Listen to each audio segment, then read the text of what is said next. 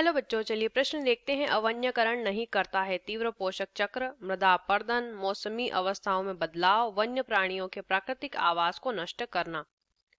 तो आइए जानते हैं हमारे प्रश्न की मुख्य अवधारणा। हमारे प्रश्न की मुख्य अवधारणा संबंधित है अवन्यकरण। अवन्यकरण से अवन्यकरण क्या होता है? अवन्यकरण होता है वनों की कटाई।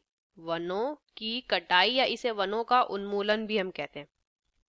जब वनों को हम लगातार काटते जाते हैं तो क्या होता है? तो वनों का उन्मूलन होता है, वन धीरे धीरे कम होते जाते हैं और इसी प्रक्रिया को अवन्यकरण कहते हैं। अब अवन्यकरण क्या क्या करता है ये समझ लेते हैं, तो ये पता लग जाएगी कि अवन्यकरण इनमें से क्या नहीं करता है। तो सबसे पहले अवन्यकरण होने से क्या होता है? मृदा अपरदन होता है, यानी कि मिट्टी की जो पकड़ होती है धीरे धीरे वो कम होती जाती है अगर पेड़ कटते जाएंगे, तो मृदा अपरदन इसकी वजह से होता है। दूसरा, मौसम अवस्थाओं में बदलाव आता है, यानी कि जलवायु परिवर्तन होता है। अगर किसी स्थान के हम सभी पेड़ काट देंगे तो वहाँ की जलवायु में बहुत बड़ा परिवर्तन आपको देखने को मिलेगा।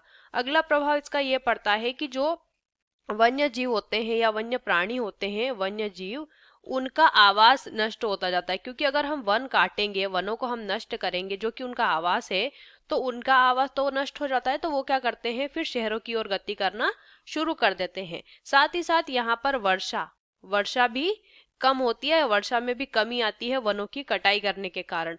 तो पहला दिया है तीव्र पोषक चक्र। तीव्र पोषक चक्र इसकी वजह से नहीं होगा, यानी कि पोषक चक्र तो पूरी तरीके से क्या हो जाएगा? हमारा नष्ट ही हो जाएगा।